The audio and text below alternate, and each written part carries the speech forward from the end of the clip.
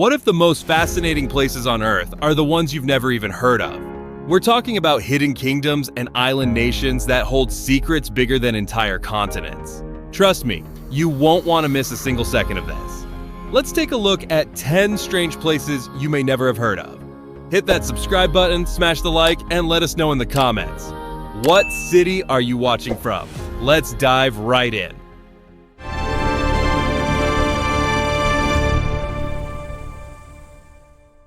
10. Kiribati. Take a deep breath because this is one of the most geographically spread out countries on the planet.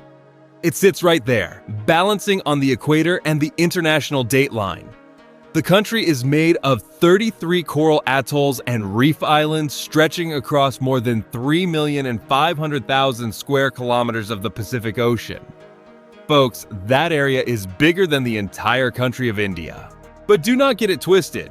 If you only count the actual dry land, the whole country is just about 800 square kilometers. That is a lot of water and very little dirt. They take isolation to the next level. The capital, South Tarawa, is on a strip of land so skinny it is barely wider than a 2-lane highway. Imagine living with the ocean on one side and a lagoon on the other, packed in with thousands of neighbors. Space is a luxury they literally do not have. The massive problem here is that the sea level is rising and threatening to swallow parts of these atolls within this very decade. This makes Kiribati one of the most vulnerable nations to climate change in the world. The situation is so dire that the government actually bought land in Fiji to serve as a backup home for future generations. It was a global news story, a rare example of a country planning for its own disappearance. They are being incredibly proactive and smart about it. Kiribati became independent from the United Kingdom in 1979 and is one of the only countries sitting in all 4 hemispheres at once: north, south, east, and west. It is like they are the literal center of the world. Life there revolves around fishing, producing copra, which is just dried coconut meat, and cash sent home by citizens working in New Zealand and Australia. The infrastructure is basic, and fresh water is a constant. Will we have any concern? Flying is a rarity. Many remote islands are only reachable by tiny boats or flights that almost never happen. Culturally, the people hold on to deep traditions of community and oral storytelling. Even with the ocean knocking on the door, they are incredibly proud of their independence. The government has no interest in abandoning ship and is betting everything on resilience. Their future is a question mark, but their story is one of pure grit. It is heartbreaking to think that such a resilient people could lose their entire home to the ocean in just a few years. 9. The Union of the Comoros. Picture a tiny island nation hidden in the Indian Ocean that basically no one can find on a map without a search engine. It sits right between Madagascar and Mozambique. With about 900,000 people scattered across 3 main islands, it is one of the most obscure corners of Africa, even though it is a total cultural melting pot of African, Arab, and French vibes. Honestly, the coffee there must be incredible. The Comoros managed to break free from France in 1975, but their modern history has been anything but a walk in the park. To give you an idea, the country has dealt with over 20 attempted or successful coups since independence.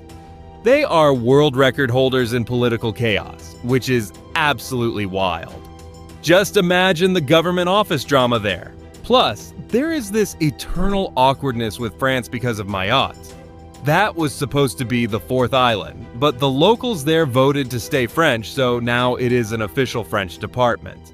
It creates a permanent ex-girlfriend vibe, as many Comorians still see the island as their own backyard. They really do not give up on that territorial beef. On the economic side, the struggles are steep, literally. The islands are volcanic and mountainous, meaning there is almost zero flat land to grow actual food. It is a stunning view, but a nightmare for farming. The economy survives on vanilla, cloves, and ylang-ylang, which is a fancy flower used in high-end perfumes. But unemployment is sky high, and many people only get by because of Venmo transfers from relatives living abroad. Culturally, the place is one of a kind. Most people are Muslim, and the islands look like a beautiful mashup of Swahili and Islamic architecture. Even the language is a confusing jigsaw puzzle. Comorian, a Swahili dialect, French and Arabic are all official. It is a linguistic headache for any tourist. Speaking of tourists, almost nobody goes there, which is a shame because the scenery is jaw-dropping. We are talking volcanic craters, tropical forests, and coral reefs that are basically untouched by the mess of mass tourism. Mount Kartala, one of the biggest active volcanoes on the planet, looms over everything and has erupted plenty of times in the last few decades. It must be a sight that is both epic and terrifying. Despite all the political mess, the Comoros just keep pushing. It is a forgotten nation in a strategic spot where centuries of trade, African traditions, and Arab culture fused into something you will not find anywhere else on Earth. It is pretty impressive how natural beauty stands its ground, even with political meltdowns and active volcanoes popping off every few years. 8. Eswatini. Formerly known as Swaziland, this is one of the smallest countries in Africa, squeezed right between South Africa and Mozambique. Despite being tiny, just over 17,000 square kilometers, it is one of the most curious nations on the continent. Believe it or not, Eswatini is Africa's last absolute monarchy. King Mswati III has been calling the shots since 1986 and handles everything from picking the prime minister to dissolving parliament. He has the whole place in the palm of his hand. In 2018, he decided to change the country's name from Swaziland to Eswatini, meaning Land of the Swazis, to celebrate 50 years of independence and, honestly, to stop people from confusing the country with Switzerland at international meetings, a pro-move to avoid mail mix-ups. The country mixes ancient traditions with modern systems in a very unique way. Traditional laws and royal customs live right next to the legal structures left by the British. One of the most famous events is the Reed Dance, where thousands of young women dance for the king in traditional outfits. It is a ceremony that many admire for its cultural preservation, but it also gets plenty of heat from human rights groups.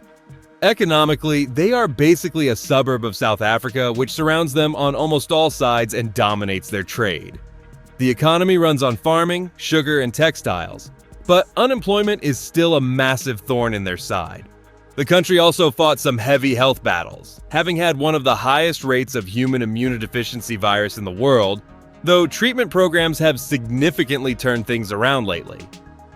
The landscape is a whole different story. Mountains, green fields, and savannas full of wildlife. Tourism is still low-key but growing as people show up for the animal reserves and cultural festivals. Few places on Earth manage to blend monarchy and modernity like this. Eswatini is a living example of how old-school government still hangs on in the 21st century, while the rest of the world goes in a completely different direction. It is fascinating to see a place where the king still makes the rules and tradition speaks louder than the digital age. 7. Bhutan. The Kingdom of Bhutan officially. This is a small landlocked country hidden in the heights of the eastern Himalayas, tucked between the giants of India and China. Despite its modest size, 38,000 square kilometers and about 750,000 people, Bhutan built an identity you will not find anywhere else. The coolest part? They do not measure success by gross domestic product, the famous GDP, but by gross national happiness. This philosophy, which started in the 1970s, focuses on culture, nature, and spiritual well-being instead of just obsessing over money and shopping. It is a place where peace of mind is the ultimate currency. The government is a constitutional monarchy. There is a king who is the head of state, but power has been slowly shifting to a democratic system with elections since 2008. Even so, the royals are treated with almost sacred respect. Geographically, Bhutan is dominated by Himalayan peaks that top 7,000 meters. And here is a wild stat. They are one of the only carbon-negative countries in the world. That means their forests soak up way more carbon dioxide than the country actually produces. Plus, they sell hydroelectric power to India, which pays most of the bills. It is a lesson in sustainability the rest of us should probably pay attention to. To give you an idea of how isolated they were, Bhutan had 0 paved roads, no phones, and no post office until the 1960s. Today, tourism is strictly controlled, and visitors have to pay a pretty hefty daily fee, which helps keep the environmental impact low and funds local communities. There you will see monasteries hanging off cliffs, prayer flags flapping in the breeze, and festivals celebrating ancient myths with a lot of dancing. The most iconic spot is the Tiger's Nest, a monastery perched on a rock wall nearly 900 meters above the Paro Valley. Bhutan is a nation that intentionally dodged the industrial changes that transformed the planet, choosing its own path in history. Bhutan proves you can be modern without trashing your soul and the nature that keeps us all alive. 6. Brunei. For the formal types, it is the nation of Brunei, the abode of peace. This tiny Southeast Asian country sits on the north coast of the island of Borneo, almost entirely surrounded by Malaysia and facing the South China Sea. With a population of just over 450,000 people, Brunei is one of the smallest and, at the same time, richest countries on the planet. All of that is thanks to massive oil and gas reserves found in the early 20th century. It is the kind of place where money seems to grow on trees. They gained full independence from the United Kingdom in 1984, but they had been running their own show for decades under British protection. It is a story of total autonomy and serious wealth. The country is an absolute monarchy ruled by Sultan Hassan al-Bolkiah, who has been in power since 1967. The Sultan is both the head of state and the head of government, and his personal fortune, estimated in the tens of billions, makes him one of the wealthiest monarchs on earth. His lifestyle is the stuff of legends and movies. His official residence, the Istana Nurul Iman Palace, is officially the largest palace in the world still in use, with over 1,700 rooms and a garage that holds hundreds of luxury cars. Imagine the window cleaning bill for that place. Almost all of Brunei's cash comes from exporting fuel to Japan and South Korea. There is no income tax and unemployment is super low, which sounds like a dream. However, this economic success means Brunei is way too dependent on fossil fuels. Something the government knows it needs to change, though they are finding it hard to pivot. Culturally, the country is deeply Islamic and, since 2014, has implemented a very strict version of Sharia law. This sparked a lot of international pushback, especially regarding harsh punishments. But the government argues it is just part of their faith and traditions. It is a regime that does not compromise on its values. Tourism is pretty limited, mostly because alcohol is banned and the nightlife is non-existent. Even so, Brunei has incredible natural beauty, from pristine tropical forests to the water village of Kampung Air, an entire community built on stilts over the Brunei River where thousands of people still live. It is a fascinating piece of engineering.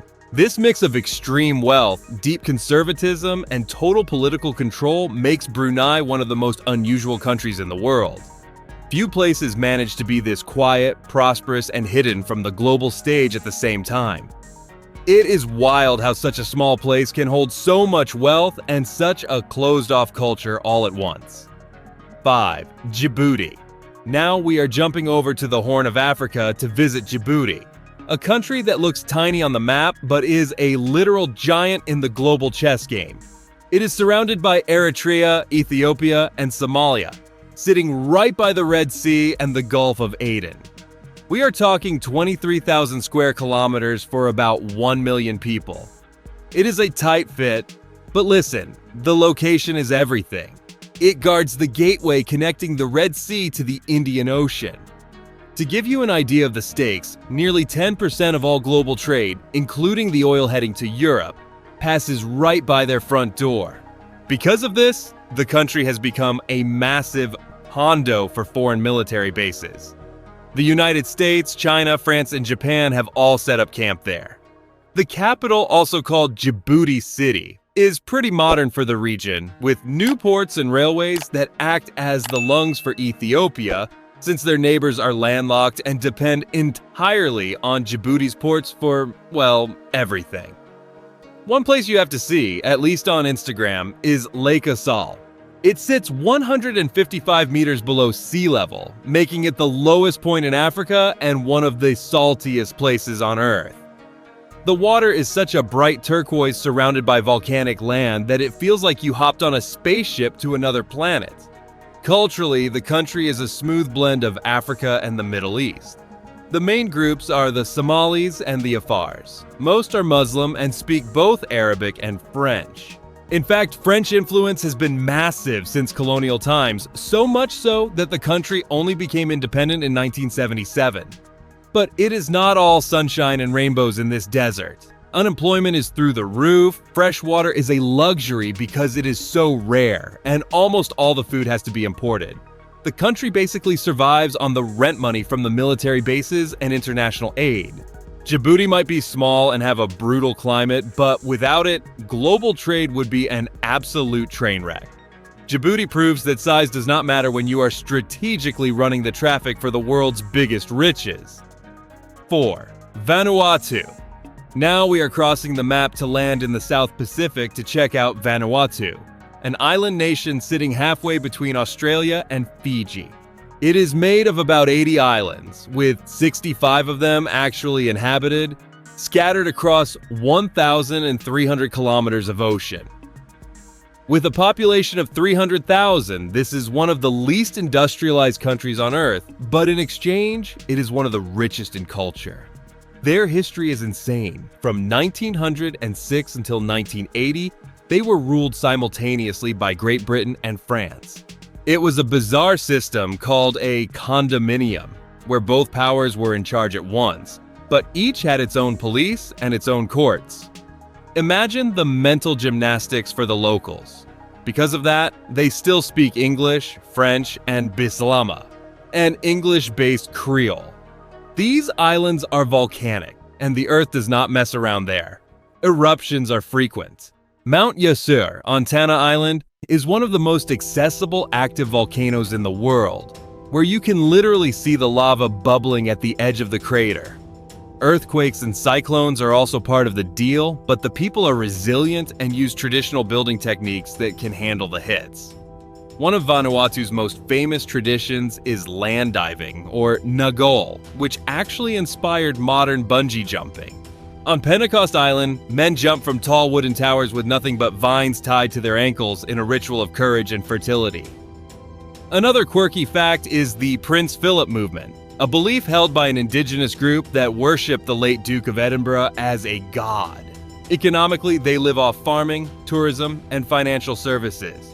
They produce a lot of kava, a plant used to make a relaxing drink that is the heart of social life in the Pacific.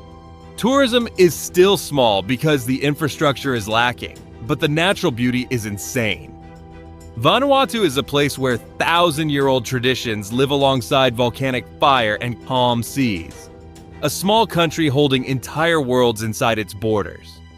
Vanuatu is living proof that human courage and the weirdest traditions can thrive even in the most isolated and dangerous spots on Earth.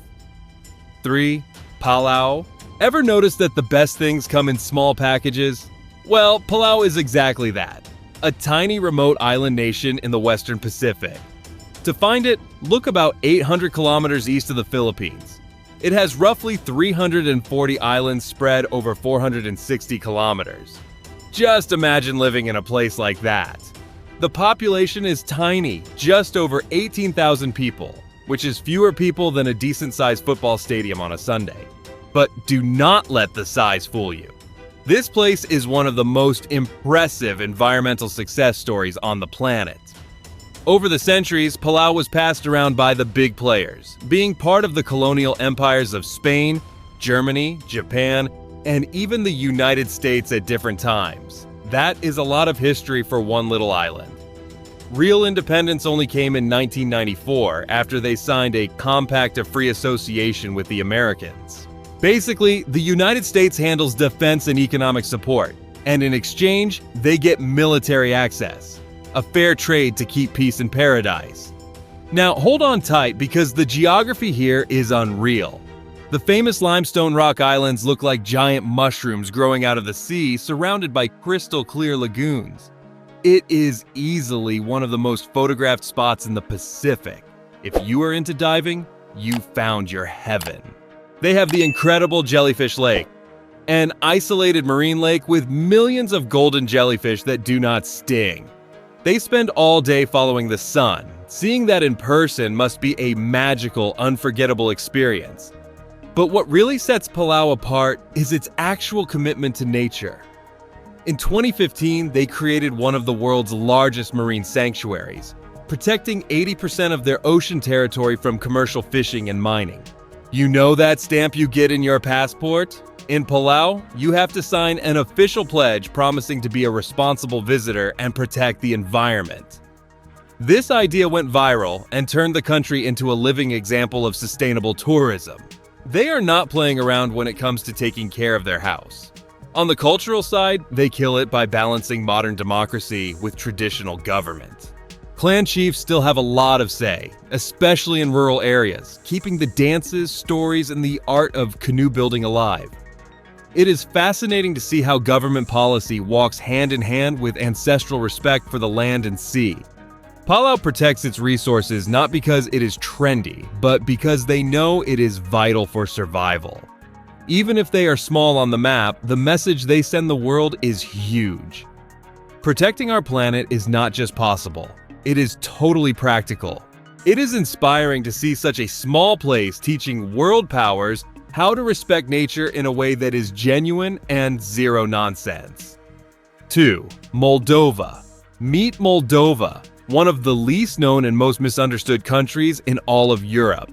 Imagine a landlocked nation squeezed between Romania and Ukraine, where the echoes of old empires, wars, and shifting borders created a place that looks like nothing else on the continent. Even though it is small, about 33,000 square kilometers, and just over 2,500,000 people, Moldova's history is absurdly complex. Back in the day, it was part of the medieval Principality of Moldavia, a region that stretched from eastern Romania to where the country is now. That is a lot of history for such a tight space. In the 19th century, the Russian Empire grabbed it, then it briefly joined Romania after World War I, only to be absorbed by the Soviet Union in 1940. When the USSR collapsed in 1991, Moldova declared independence, but the transition was anything but smooth. One of the weirdest and most striking things there is Transnistria, a territory that broke away and declared independence from Moldova itself in 1990. This strip of land along the Dniester River acts like a de facto independent state with its own army and currency. Russian troops are still there today, creating one of Europe's longest frozen conflicts. It is a very delicate and curious political mess. Economically speaking, Moldova is among the poorest countries in Europe, but they are giants in agriculture. Massive vineyards and sunflower fields cover most of the countryside, and their wine is a top export and a huge point of pride. Politically, the country is in a tug of war between those who want to cozy up to the European Union and those who prefer keeping ties with Russia. In 2014, they signed an association agreement with the EU, but the road between East and West remains a massive challenge, especially with things heating up in neighboring Ukraine. You need some serious resilience to live in this middle ground. Culturally, Moldova is a fascinating blend of Romanian heritage, Soviet legacy, and local traditions. The official language, Moldovan, is basically identical to Romanian, though the name of the language is still a politically sensitive topic there. Folk music and dance are baked into the soul of rural life, with festivals celebrating everything from the harvest to religious holidays with insane energy. Life in Moldova is simple but full of hurdles. Many Moldovans end up leaving the country for better opportunities, and the money they send back home is what keeps a lot of the local economy running. They are hardworking people who do not back down from a fight. In recent years, Moldova has started to get more attention for its determination to modernize without losing its essence. They are fighting corruption and promoting themselves as a cool destination for ecotourism. It is a country that feels ancient and, at the same time, suspended in time. It was shaped by empires but still struggles to define its own identity. It carries the weight of Soviet bureaucracy, but also the warmth of Balkan hospitality and a poetic melancholy. Not many people could point to Moldova on a map, but but it represents the strength of a small nation that survived every tide of history and keeps silently building its own tomorrow. It is deep to think about how such a small country keeps its soul intact, even while being at the center of such massive disputes. 1. Lesotho. Ever imagine living in a country that sits entirely inside another one? Well, Lesotho is one of only 3 nations in the world that are totally surrounded by a single neighbor, just like the Vatican and San Marino. The difference is, it is not small at all when it comes to population or history. Locked right in the heart of South Africa, Lesotho takes up about 30,000 square kilometers and is home to roughly 2,300,000 people. What makes it even weirder and more fascinating is that the entire country is at a super high altitude. Their lowest point is still 1,400 meters above sea level. That is a lot of height. Because of this, the place is affectionately called the Kingdom in the Sky. Though, the horizon is dominated by massive mountains like the Drakensberg and Maladi ranges, and these peaks feed important rivers that flow into South Africa, including the Orange River. And get this, snow is actually common there during the winter, which is a pretty wild sight for anyone who thinks of Africa as just heat and savannas. It is a scene straight out of a frozen postcard in the middle of the African continent. Their history is pure resistance. The Basotho people, led by King Moshoeshoe I, founded the kingdom in the early 19th century as a sanctuary from the wars happening in the region. To avoid being conquered by powerful neighbors, they teamed up with the British, creating the Protectorate of Basutoland in 1868. Full independence only came back in 1966, but they kept the monarchy, which is still going strong today under King Letsie III. The country's economy is more humble. They rely a lot on subsistence farming, textile exports, and the money citizens send home while working in South African mines. But if the economy is modest, the culture is rich and full of identity. The Basotho blanket, that colorful, patterned wool they wear over their clothes, is the ultimate national symbol. In rural areas, it is super common to see people traveling on horseback, and almost every community gathering has traditional music and dance. English is an official language alongside Sesotho, and their hospitality is something you do not find just anywhere. It is the core of their culture. Few nations represent the idea of endurance as well as Lesotho. It is a mountain kingdom that keeps thriving in its isolation way up there, high above the African plains. It is a place that proves the mountains hold treasures that money cannot buy. It is chilling to think about an entire kingdom literally living in the clouds, keeping traditions so old and powerful alive to this day. Which of these places surprised you? Subscribe, turn on notifications, leave a like, and comment with the name of your city. Keep watching the videos that appear on your screen. Until next time.